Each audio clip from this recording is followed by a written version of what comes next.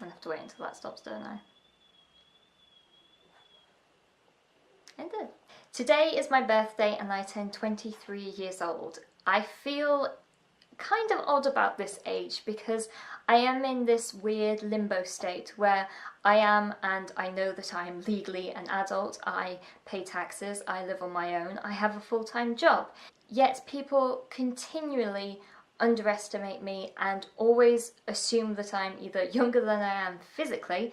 I got asked if I was 18 yesterday, or they just think that I'm naive. Over the past few years, I have done things that I have learnt in X amount of years. This year I'm going to be doing things I have achieved, because as much as I am grateful for the lessons that I've learnt and the things that I've learnt along the way, sometimes the list of your achievements are only really saved for your CV or when you're trying to boast about something.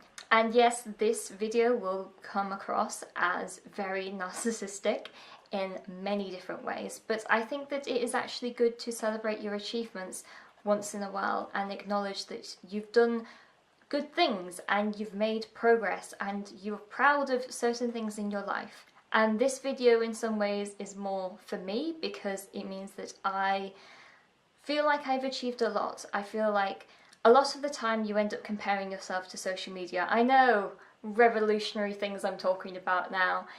But because people's lives and the highlights of their lives are slapped across the internet all the time, and these are people who are my actual friends, these are the people who I tend to compare my life to, I often feel like I fall short.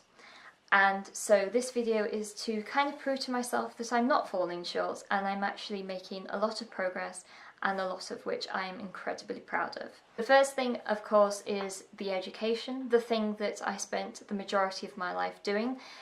The high school area of the GCSEs and A-levels, I now know that as much as I was disappointed in those insignificant little letters on my GCSE or A-level papers were, I'm glad that they actually managed to get me to the place that I am now. Moving from high school, I went straight into my undergrad. I got a BA in journalism with creative writing, and straight after that I got a master's in magazine journalism.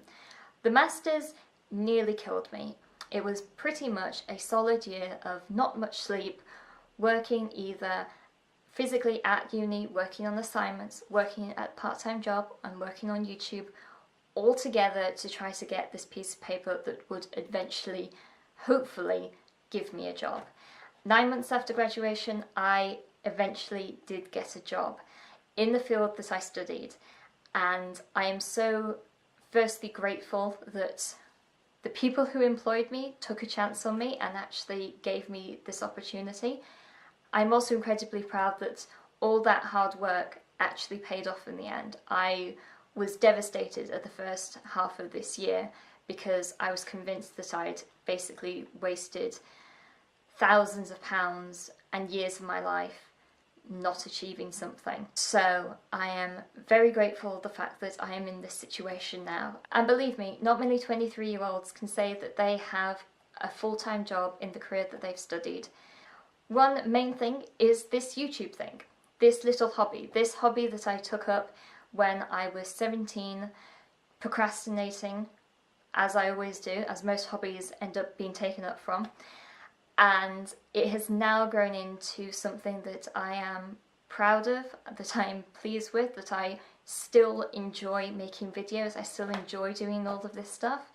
And not to dirty this situation by the topic of money, but this has now become self-sustaining, and I'm now not only making all the money back again from all the equipment that I bought, I'm actually making money now off YouTube. I have to do taxes because I am classed as self-employed now because of YouTube. This little hobby has turned into something that is technically at least assessed as much, but I don't really think of it as such, but it is a business. So this little hobby has turned into something much bigger than I could ever anticipate. So I am very pleased with the fact that that is now happening.